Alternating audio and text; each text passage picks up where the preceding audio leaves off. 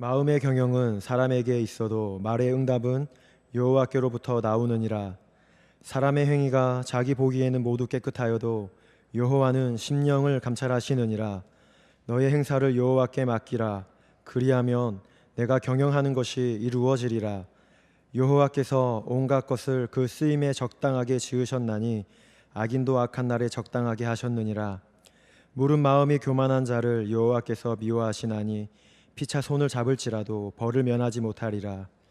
인자와 진리로 인하여 죄악이 속하게 되고 여호와를 경외함으로 말미암아 악에서 떠나게 되느니라. 사람의 행위가 여호와를 기쁘시게 하면 그 사람의 원수라도 그와 더불어 화목하게 하시느니라.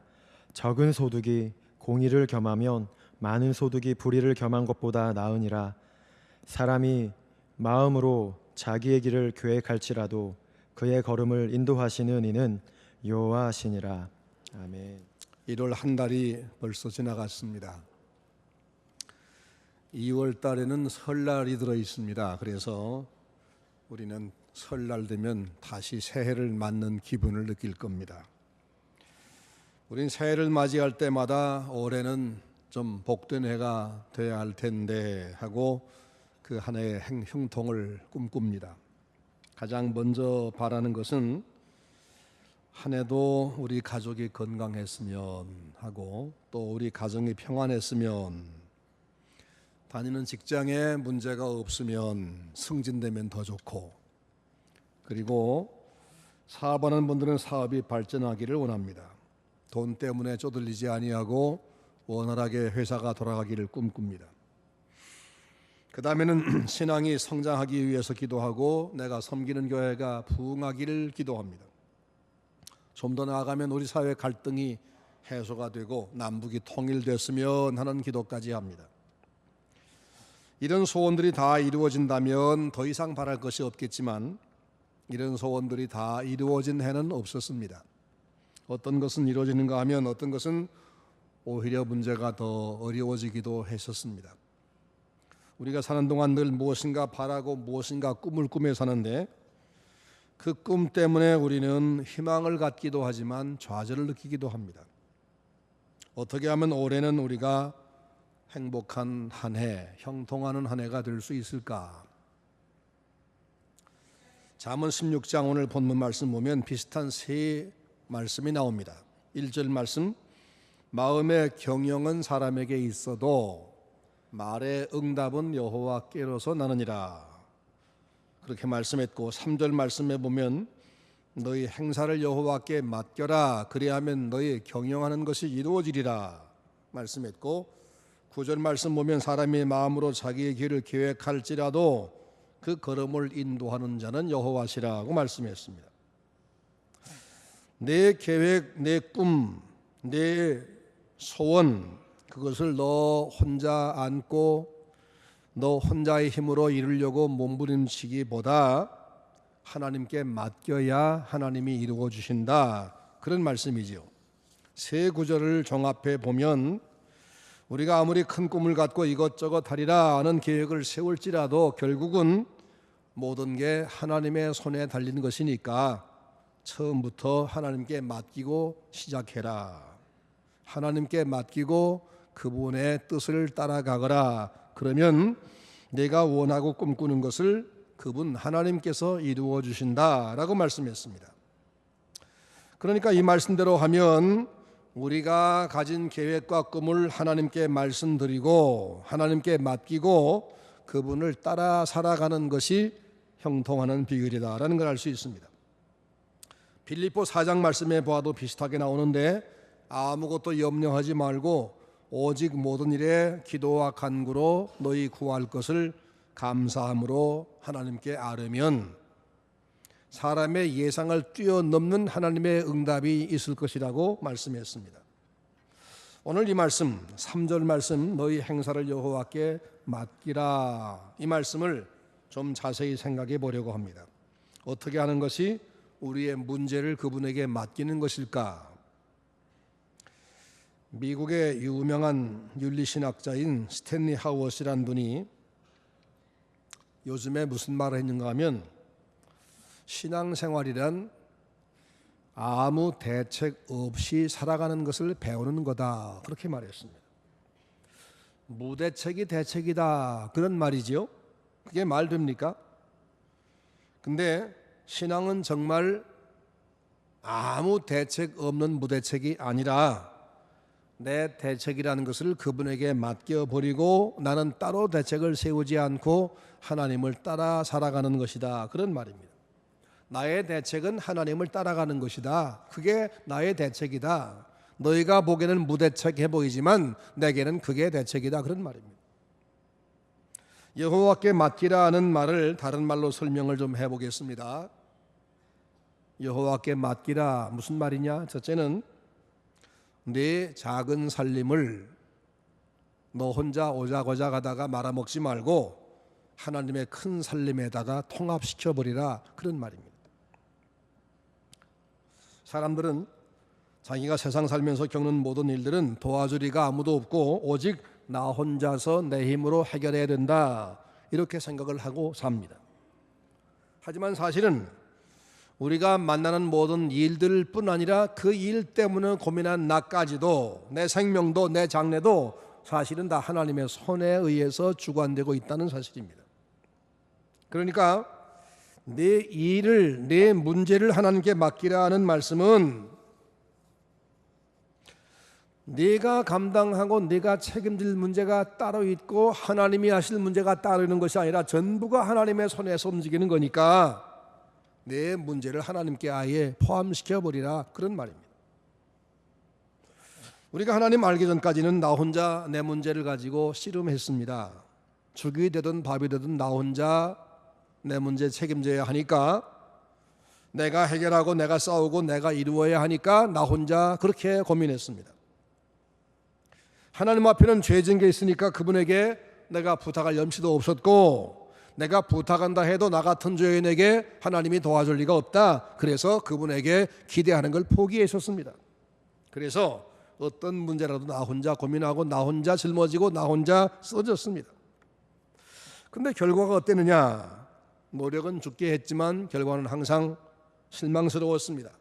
최선을 다해서 바르게 살기 원했고 행복한 결과를 얻기 원했지만 번번이 어려움을 당했고 그렇게 번번이 어려움 당하다 보니까 성실함도 느슨해지고 정직함도 해이해지고 자신감도 잃어가고 양심도 망가져 갔습니다. 그래서 장래에 대해서 점점 불안해하는 그런 병을 안고 삽니다.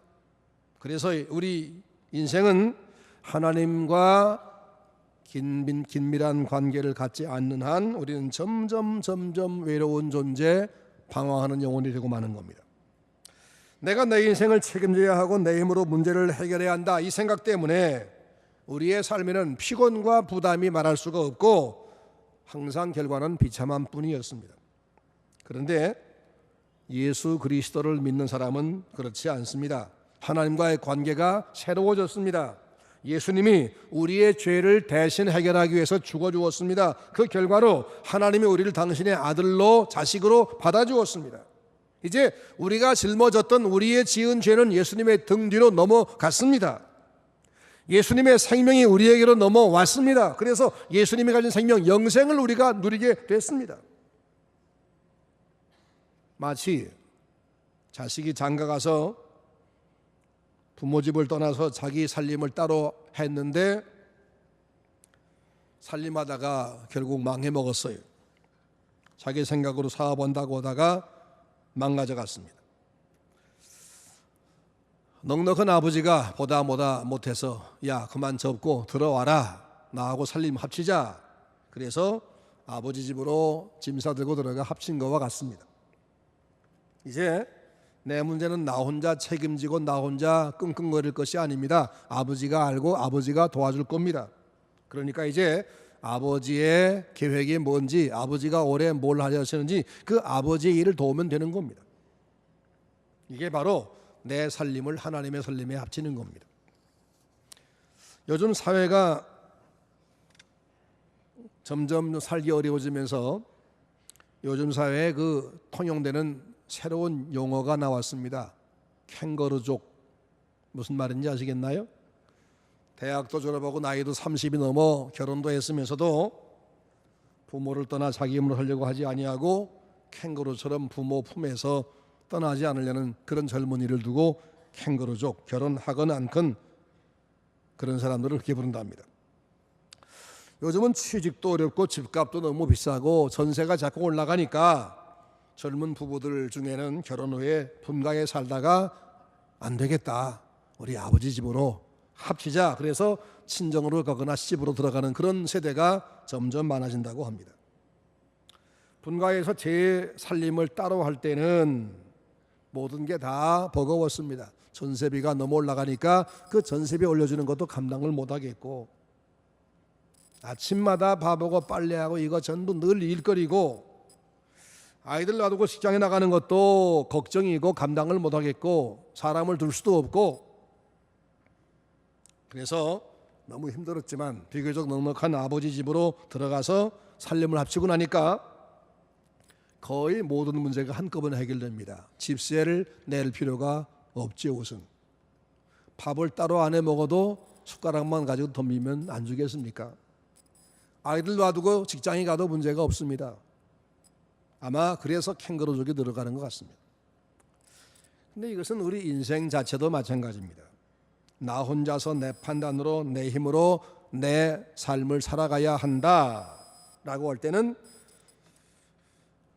내가 내 마음대로 한다 하는 것 때문에 기분은 좋았지만 막상 내 힘으로 문제를 해결하니까 하나도 되는 게 없습니다. 모든 게 낯설고 힘듭니다. 경험도 판단력도 부족하니까 하는 것마다 후회스러운 결과를 얻습니다. 나이가 들고 경험 많아지면 좀 낫겠지 했는데 나이가 드니까 인생이 더 허망해지고, 인간이란 게 너무나 초라하다는 것만 알아지 힘이 생기는 것이 아닙니다. 인생은 나이가 많으나 적으나 품어주고 안아주고 문제를 해결해주는 부모가 계셔야 되는데, 바로 우리 인생은 하나님이 아버지가 되어주신 것을 알아야 됩니다. 하나님께서 말씀합니다. 내 살림 너 혼자 하려고 경험도 없으면서 힘도 없으면서 그렇게 네 마음대로 나가지 말고 내 살림에 제발 합쳐라. 이게 바로 내 짐을, 내 염려를, 내 길을 여호와께 맡기라, 그런 말씀입니다. 그런데도 사람들은 자기 살림을 접고 하나님 살림으로 들어가려고 하지 않습니다. 마치 누가복음 15장에 나오는 탕자가 아버지에게서 받아온 재산을 거의 다 탕진돼서 이젠 바닥난 것을 다 알면서도 아버지 집에 갈 생각은 전혀 하지 않고 있다가 나중에 다 바닥에 나서 굶어 죽게 된 지경에서야 겨우 돌아온 것 같습니다. 인간의 어리석은 자존심은 막다른 골목에 가기 전엔 절대로 돌아오려고 하지 않습니다. 사람들은 지금도 여전히 통계, 정보, 자본, 자신의 판단력, 인맥 이것 의지해서 살아보려고 애를 씁니다. 그러나 그럴수록 점점 더 망가지는 것은 자신뿐임을 알지를 못합니다. 결국 갈 때까지 간 다음에 후회하고 돌아오는데, 하나님은 그런 사람도 받아주는 참 좋으신 아버지이십니다. 내 생명은 내 힘으로 유지되는 그런 존재가 아닙니다. 하나님이 살려주셔서 살아있는 생명입니다. 내 삶과 내 미래는 내가 혼자 책임져야 하는 것이 아니라 하나님께 맡겨서 그분이 책임져 주어야만 가장 아름답고 빛난 열매가 맺혀지게 되어 있습니다. 이걸 아시고 이걸 믿으시고 여러분의 문제를 그분에게 맡기시기를 바랍니다. 그게 신앙생활입니다. 그러면 세상의 모든 역사의 주관자이시고 세상의 모든 생명체를 완전하게 보호하고 먹이는 그분께서 하나님께 맡긴 여러분의 삶도 여러분이 하던 때보다 훨씬 더 멋지게 생각 밖의 놀라운 결과를 얻도록 인도할 것을 믿으시기 바랍니다. 바로 그것이 형통입니다. 하나님께 여러분의 문제를, 여러분의 살림을 아예 편입시켜버리고 얹어버리고 사시기를 바랍니다.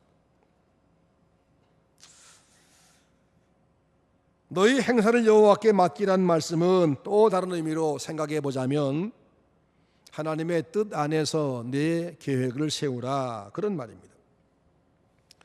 우리의 모든 행동이나 계획은 내가 하고 싶은 것이 아니라 하나님이 뭘 원하시는가 거기에 맞춰야 한다, 그런 말이에요.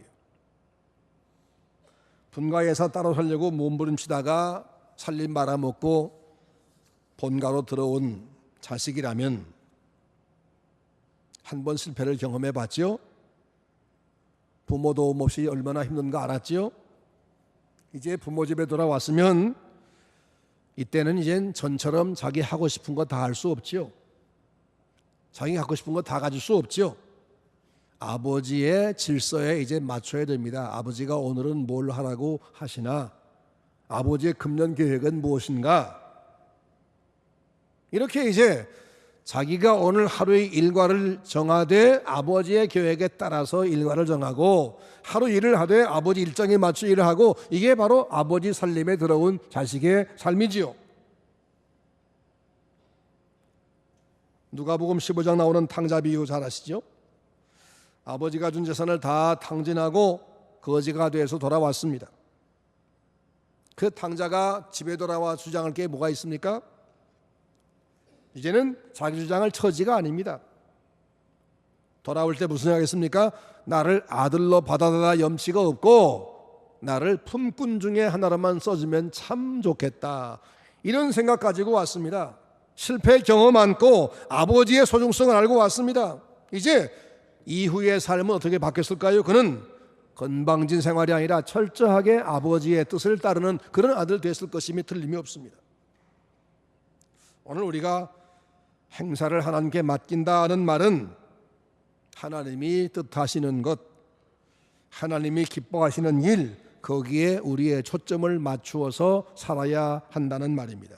내가 기뻐하고 내가 좋아하고 내가 유익하다 생각하는 그것을 이루어 달라고 때를 쓰며 기도하는 것이 신앙 좋은 것이 아니라 하나님의 뜻이 무엇입니까? 라고 묻고 조용히 그 길을 따라가는 게 그게 신앙 좋은 겁니다. 오늘 많은 사람들이 열심히 기도하지만 원하는 응답을 잘 받지 못합니다. 왜냐하면 자기 욕심을 이루어 달라고 하나님께 때를 쓰는 기도를 하기 때문입니다.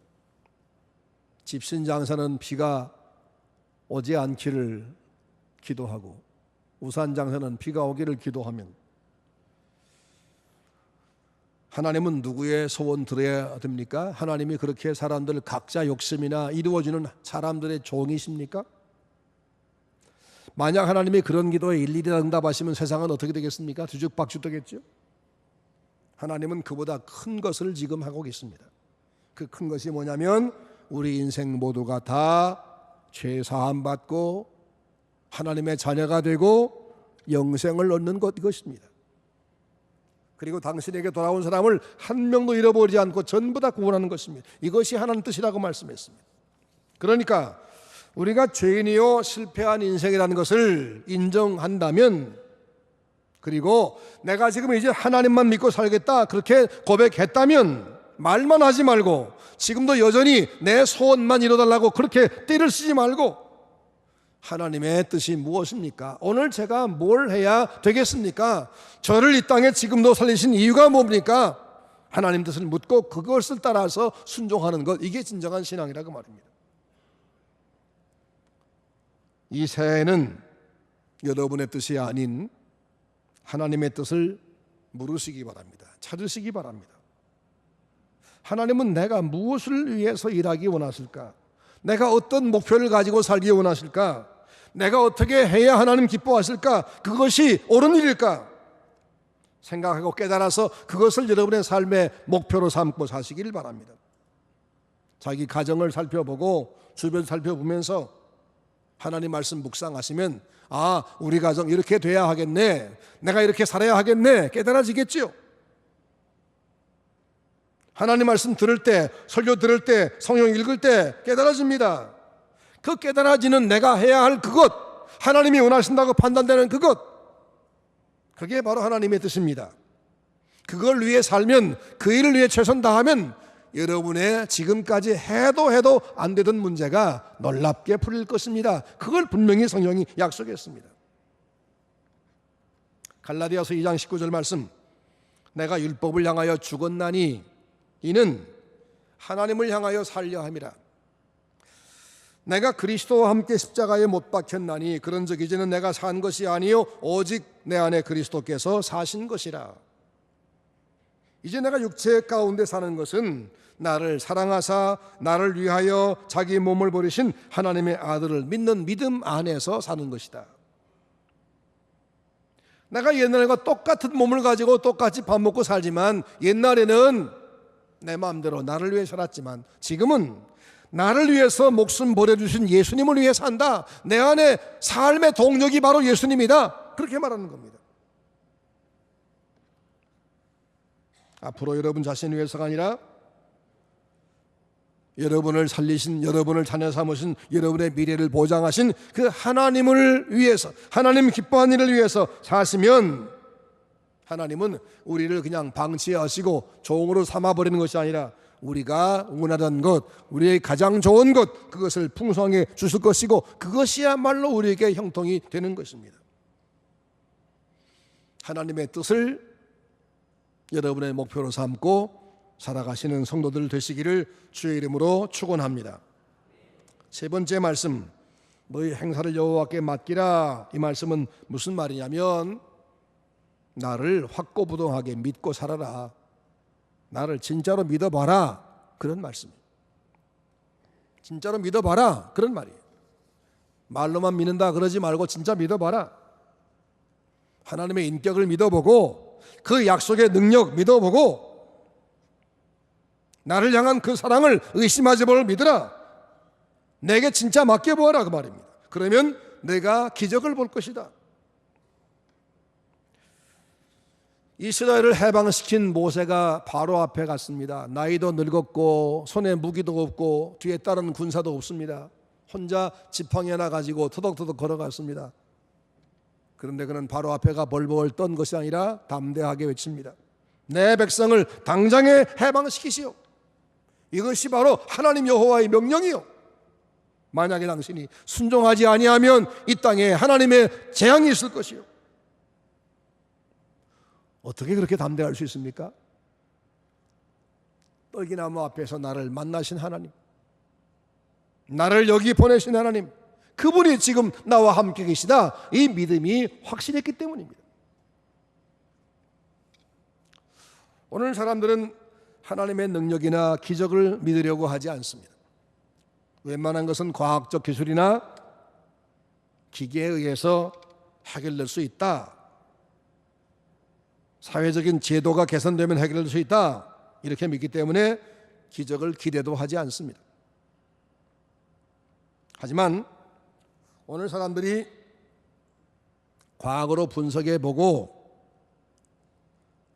이 지구는, 이 우주는 하나님이 창조한 것이 아니라 우연히 생겨난 진화의 산물이구나 라고 믿는 이 세상, 이 지구, 만물, 그것은 인간의 과학이 창조했습니까? 하나님이 창조했습니까? 과학은 능력 있는 어떤 실체가 아닙니다. 사람이 어떤 통계를 과학이라고 부른 겁니다. 이 세상의 삼라만상은 지금도 과학을 신봉하고 신봉하는 사람들에 의해서 움직이는 것이 아니라 하나님, 살아계신 그분에 의해서 움직이는 겁니다. 이 세상이란 모든 생명체의 출생, 사망, 역사의 진행, 이 모든 게 하나님의 손에서 움직입니다. 이 세상과 세상을 바라보는 나를 하나님이 만드셨습니다. 내가 만든 게 아니고 그분이 만들었습니다. 그분이 움직입니다. 그분이 생기게도 하시고 없어지기도 합니다. 삶과 죽음, 오늘과 내일, 성공과 실패, 심판과 포상 다 그분에게 있습니다. 하나님은 전능하신 능력자이시고 우리를 지극히 사랑하는 우리 아버지십니다. 우리는 그분의 사랑과 그분의 능력을 믿어야 됩니다. 너희 행사를 여호와께 맡기라. 그 말은 제대로 한번 믿어보아라. 철석같이 믿어보아라. 그 말입니다. 염려하지 말고 맡기라. 그 말입니다.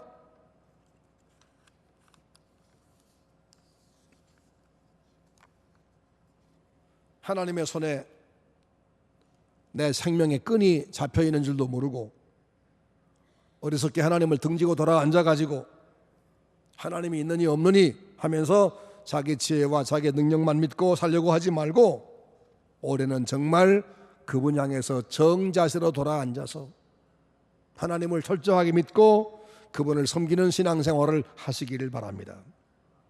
하나님의 큰 살림, 우주 전체를 움직이는 그분의 그 넉넉한 살림에 여러분 작은 살림을 얹어버리시기 바랍니다. 그리고 여러분 마음속에 그분의 뜻을 담으시기 바랍니다.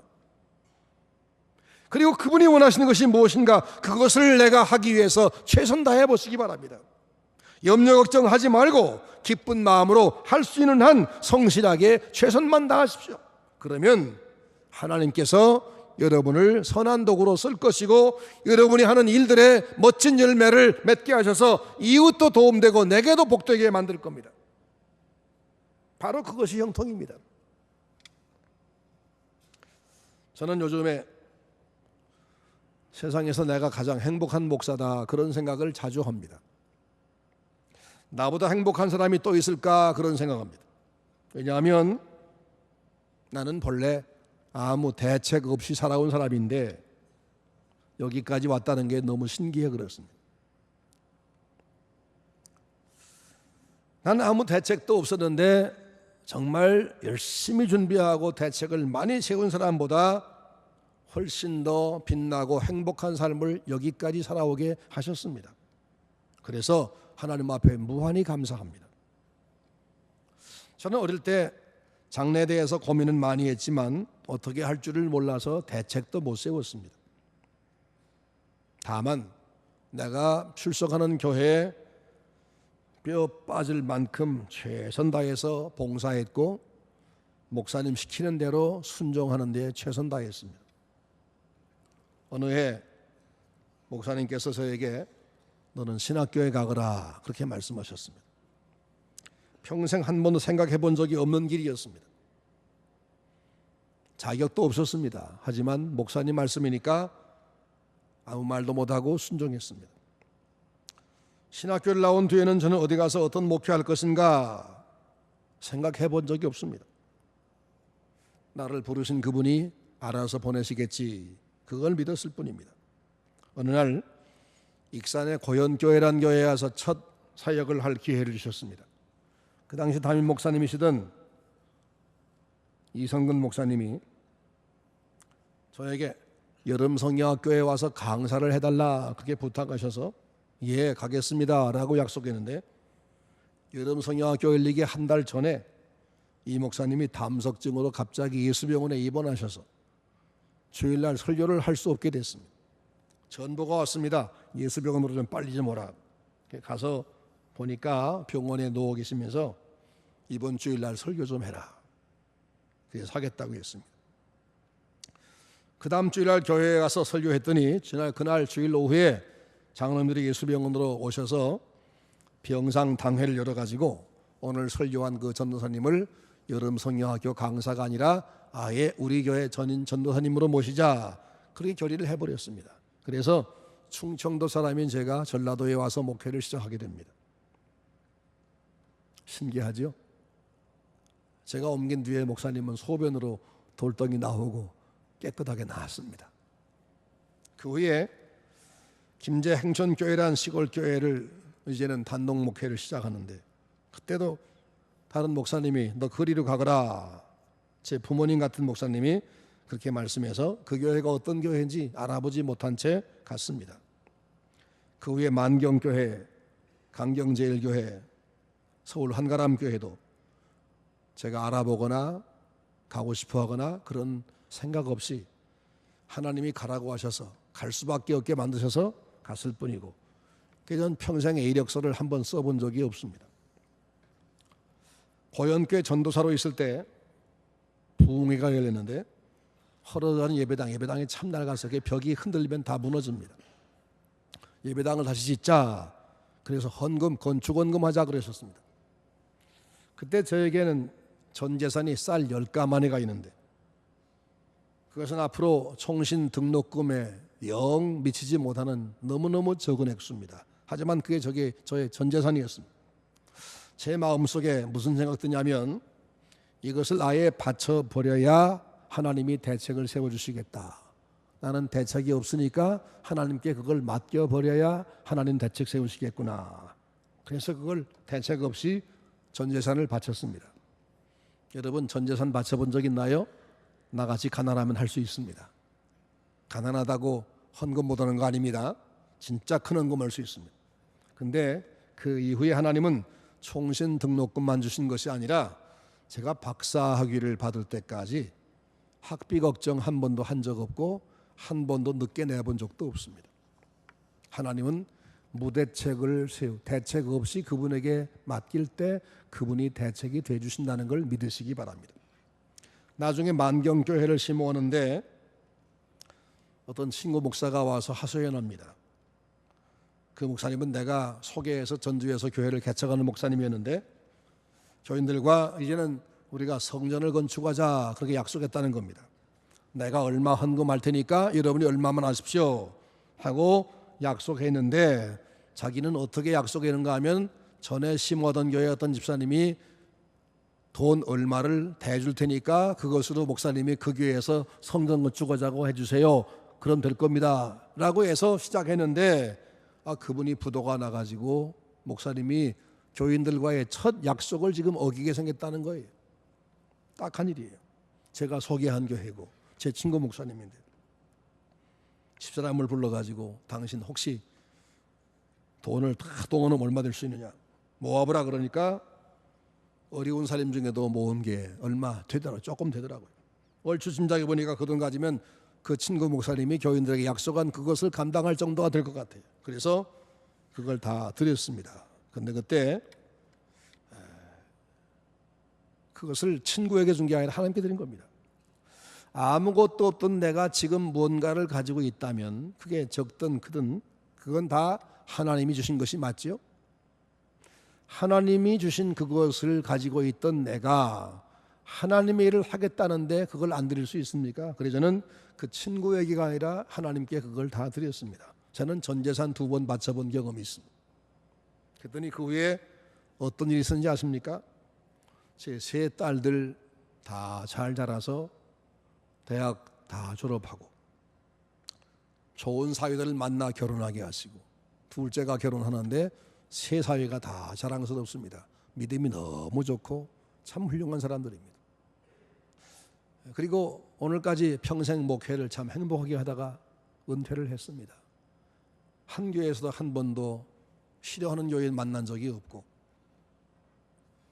모두가 다 행복한 가운데서 떠나라 한 적이 없고 떠난다고만 하면 그냥 울고불고 말리는 그런 목회, 행복한 목회를 평생 했습니다. 이거 대체 꿈인지 뭔지. 그래서 저는 지금까지 걸어온 길이 나는 걸어온 게 아니고 뛰어온 것도 아니고 하나님이 번쩍 들어서 날아오게 하셨다라고 나는 표현합니다. 하나님을 믿는 삶은 대책 없이 사는 삶입니다. 대책이 없지만 하나님이 말씀하시면 하나님이 원하시면 그냥 하는 겁니다. 이게 남들 보기에 대책 없는 일입니다. 하지만 이것이야말로 최고의 대책이 된다는 사실을 성경이 말씀하고 있고 제가 경험해서 증명할 수가 있습니다. 저는 개인만 그렇게 산 것이 아니라 목회도 그렇게 했습니다. 제가 처음으로 목회 부임한 곳이 김제 봉남면에 있는 행천교회인데 28년 역사를 가진 가난한 교회였습니다. 11월 4일 날 부임해서 장로님과 함께 다음 예산을 세우는데 장로님께 물었습니다. 혹시 우리 교회가 보조금을 받은 적이 있습니까? 예, 28년 동안 쭉 받고 있습니다. 그러면 다른 교회 보조해 준 적 있습니까? 아니요. 보조받은 처지에 어떻게 보조해 주나요? 아무것도 없습니다. 못 해주지요. 그러면 새해부터는 우리에게 오던 보조금은 다 끊고 우리가 이제 보조를 시작합시다. 젊은 전도사가 그렇게 말하니까 뭐가 있어야 보조를 해주지요. 그래서 제가 말했습니다. 어차피 모자라는 것 하나님께 순종하고 모자랍시다. 주라 그리하면 너에게 주리니 라고 하신 말씀 속에는 내가 남거든 주어라 모자라면 주지 말라 그렇게 말씀이 없습니다. 그러니 어차피 모자라는 것 도와주고 모자라야 그게 명분이 있지 않습니까? 하나님이 책임질 겁니다. 그랬더니 장로님 동의해 주었습니다. 그래서 1980년도 예산을 세웠더니 340만 원, 그중에 24만 원을 한 달에 2만 원씩 연약한 교회 보조금을 책정해서 보조를 씌웠습니다. 연말 갔더니 결산액이 720만 원, 저희는 60명에서 100명으로 늘었습니다. 지금도 그 교회는 섬기는 교회, 돕는 교회로 그렇게 서 있습니다. 여러분, 하나님 앞에서 대책 없이 순종하는 게 진짜 대책입니다. 믿으십니까? 한번 여러분 경험해 볼 생각이 있습니까? 하나님 앞에서는 대책 없이 순종하는 것이 진짜 대책이다. 그게 바로 믿음이고요. 하나님은 그런 믿음을 성도 가운데서 기대하고 계십니다. 그런 믿음 만나면 너무너무 기뻐하십니다. 그렇게 사는 것이 믿음으로 사는 겁니다. 그렇게 사는 것이 여호와께 맡기는 겁니다. 그것이 옳은 삶이요, 그게 승리의 길입니다. 성경에 분명히 그게 써 있고 제가 그걸 경험했습니다. 여호와께 맡기고 대책 없이 순종해서 하나님의 놀라운 풍요함을 경험하는 여러분 되기를 주의 이름으로 축원합니다. 올해는 여러분 어떤 문제가 있더라도 그 문제를 내가 내 힘으로 해결해야 된다, 그렇게 몸부림치면서 넘어지지 말고 그 문제를 주님께 맡겨버리고 나는 하나님이 나에게 뭘 요구하시나, 내가 뭘 해야 되나, 여기에 최선 다하십시오. 그래서 올 한 해 하나님의 충만한 은혜가, 하나님의 형통하심이 여러분의 것 되시기를 축원합니다.